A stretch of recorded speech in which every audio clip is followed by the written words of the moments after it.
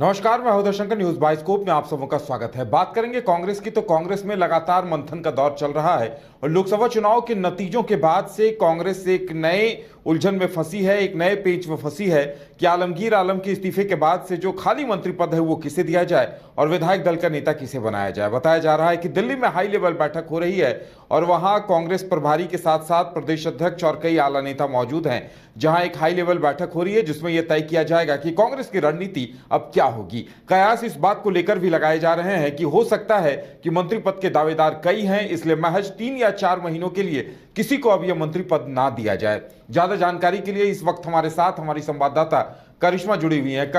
करिश्मा, दिल्ली में जो बैठक चल रही है उसे लेकर क्या कुछ अपडेट सामने आ रहे हैं? जी देखिए, बीजेपी के बाद अब कांग्रेस कहीं ना कहीं झारखंड विधानसभा चुनाव को लेकर एक्टिव मोड में नजर आ रही है उदय, और इसको लेकर दिल्ली में आज हाई लेवल की जो मीटिंग है वो देखने को मिल रही है। कांग्रेस के जो राष्ट्रीय अध्यक्ष है मल्लिकार्जुन खड़गे और वेणुगोपाल वो इस अहम बैठक में मौजूद रहेंगे। इसके साथ अगर झारखंड की बात करेंगे तो झारखंड के 21 दिग्गज नेता जो है दिल्ली के लिए सुबह ही रवाना हो चुके हैं, जिसमें झारखंड प्रभारी जीए मीर के साथ साथ कांग्रेस के जो प्रदेश अध्यक्ष है राजेश ठाकुर, उसके साथ कांग्रेस कोटे के 3 जो मंत्री है वो राजधानी रांची से दिल्ली के लिए सुबह ही रवाना हो चुके हैं। हालांकि मीडिया से मुखातिब होते हुए उन लोगों का यही कहना था कि मीटिंग जो है दिल्ली में रखी गई है, कई मुद्दों को लेकर चर्चाएं होनी है। आपने सही कहा कि खाली मंत्री पद को लेकर भी चर्चाएं होनी है, क्योंकि कयास कई लगाए जा रहे हैं। विधायक दल का नेता भी चुनना है, क्योंकि जब से आलमगीर आलम ने इस्तीफा दिया, आलमगीर आलम उनके पास कई अहम जो विभाग थे वो आलमगीर आलम के पास थे, उन्होंने इस्तीफा दिया और ऐसे में यही माना जा रहा है कि आने वाले समय में चाहे मंत्री पद हो या फिर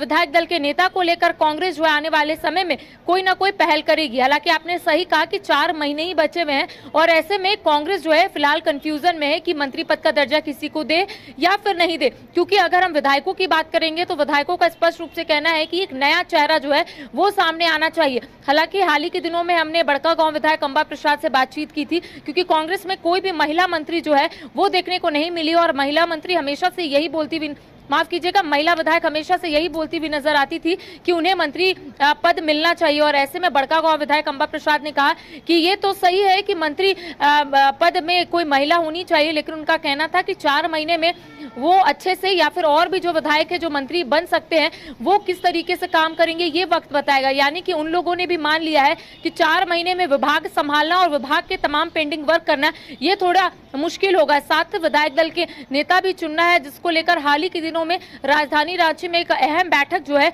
वो रखी गई थी और ये कहा गया था कि आला कमान अब जो दिशा निर्देश देंगे, आला कमान की ओर से जो फैसले सुनाए जाएंगे वो सर्वोपरि होगा। आप देखिए आज इस तरीके से मीटिंग रखी गई है तो ऐसे में माना जा रहा है कि 1 से 2 दिनों के अंदर विधायक दल के नेता का नाम का जरूर घोषणा हो सकता है। इसके साथ ही मंत्री बनाए जाएंगे या फिर नहीं बनाए जाएंगे, इसको लेकर जरूर चीजें जो है वो स्पष्ट हो जाएगी। जी बिल्कुल करिश्मा, यानी लगता है कि आज की बैठक में कुछ तय हो सकता है। देखिए, अगर मंत्री पद नहीं भी बनाती है तो भी विधायक दल का नेता तो कांग्रेस को चुनना ही पड़ेगा, क्योंकि मानसून सत्र शुरू होने वाला है और ऐसे में कांग्रेस की मजबूरी होगी कि जल्द से जल्द वो विधायक दल के नेता का नाम का ऐलान कर दे।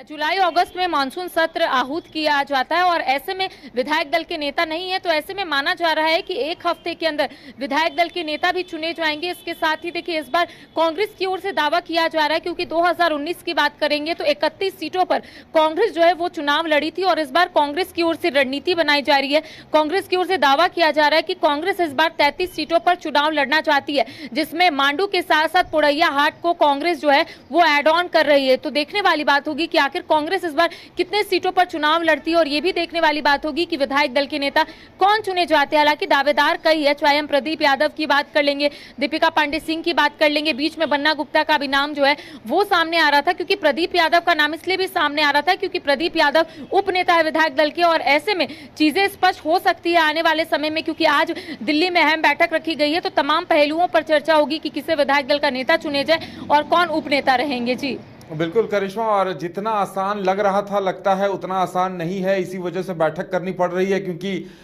जैसे बात की जाए अगर इरफान अंसारी की तो वो लगातार ये दावा कर रहे थे कि आलमगीर आलम के बाद किसी अल्पसंख्यक विधायक का ही इस पर हक है और किसी को मिलना चाहिए। तो लगता है कि इतनी आसानी से उन्हें भी ये मंत्री पद नहीं मिलने जा रहा, क्योंकि कांग्रेस तमाम समीकरणों पर गौर कर रही है लगता है।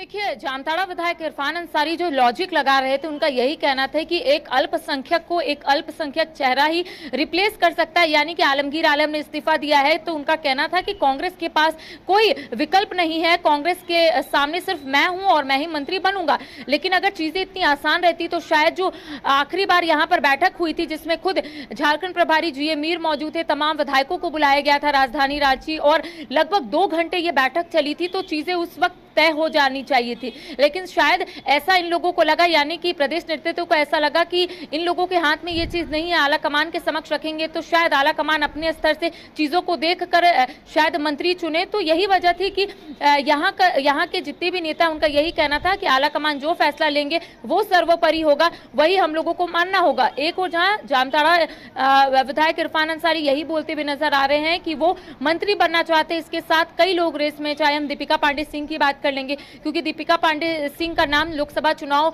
में जरूर सामने आया था। सूची जब कांग्रेस की ओर से जारी की गई थी तो देवघर से दीपिका पांडे सिंह, माफ कीजिएगा, गोड्डा से दीपिका पांडे सिंह का नाम जरूर सामने आया था, लेकिन बाद में उनका नाम हटा दिया गया था। तो ऐसे में यही माना जा रहा है कि शायद दीपिका पांडे सिंह को यहाँ पर विधायक दल के नेता या फिर मंत्री का दर्जा दे दिया जा सकता है। लेकिन फिलहाल हाई लेवल की मीटिंग चल रही है, थोड़ी देर के बाद चीजें जो है वो स्पष्ट हो जाएगी। जी चलिए करिश्मा, हमारे साथ जुड़ने के लिए और तमाम जानकारी देने के लिए आपका बहुत बहुत धन्यवाद। नए अनुभव, जोश और उमंग का बेजोड़ संगम है छोटा नागपुर वाटर किंगडम। यहां आपको पुल पार्टी से लेकर वाटर वेव का होगा एकदम नया अनुभव। सबसे ज्यादा स्लाइड वाला राज्य का पहला वाटर पार्क का नाम है छोटा नागपुर वाटर किंगडम। तो परिवार के साथ आए रातो फन कैसल के पास स्थित छोटा Nagpur water kingdom. Amity university का पटना और रांची कैंपस पिछले कई सालों से लगातार शिक्षा के क्षेत्र में अनमैच्ड एक्सीलेंस प्रदान कर रही है।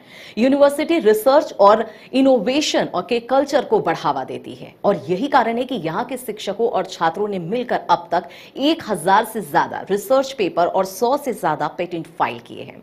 26 से अधिक पेटेंट पब्लिश्ड हुए हैं और 3 पेटेंट ग्रांट भी हो चुके हैं। और यही नहीं, यहाँ के फैकल्टीज और स्टूडेंट 100 से अधिक किताबें पब्लिश भी कर चुके हैं। यूनिवर्सिटी के दोनों ही कैंपस में स्टूडेंट्स को कॉर्पोरेट प्लेसमेंट प्रोसेस को क्रैक करने के लिए ट्रेनिंग दी जाती है और इसलिए एमिटी यूनिवर्सिटी अपनी स्थापना से ही देश विदेश के कई जानी मानी मल्टीनेशनल कंपनीज जैसे अमेजॉन, एक्सेंचर, जेपी मॉर्गन और GPT, TCS, Wipro, ITC, federal bank, Hindustan Unilever जैसे 180 रेप्यूटेड कंपनीज के लिए रिक्रूटमेंट की प्रेफर्ड चॉइस बन गया है। यही वजह है कि आयुष कुमार को जेपीटी कंपनी लिमिटेड में 24 लाख, जान निशार अख्तर को अमेजॉन से 30 लाख और देव नरूला को ह्यूमन होल्डिंग कंपनी लिमिटेड से 44 लाख 50 हजार का पैकेज मिला है। वहीं सुमन गुप्ता को पालो ऑल्टो में मिले 47 लाख के हाईएस्ट पैकेजेस से यूनिवर्सिटी ने बिहार और झारखंड में एक नया रिकॉर्ड कायम किया है। घर के लिए ग्रोसरीज की जरूरत हो या चाहिए फल और सब्जी, डेयरी या बेकरी प्रोडक्ट्स चाहिए या beverages, snacks and branded foods चाहिए हो या ब्यूटी प्रोडक्ट्स, अब इनके लिए अलग अलग दुकानों की तलाश हुई खत्म, क्योंकि रांची में खुल गया है केस्टो मार्ट, जो रखे आपका और आपके बजट का ख्याल। हर सामान पर 5% की छूट, होम डिलीवरी की सुविधा भी। आज ही पधारें Kesto mart, one stop solution for every customer's requirements. Call 9153989339. 5 राज्य, 61 शहर, 150 प्रोजेक्ट और एक वास्तु विहार। नई सोच, नया घर।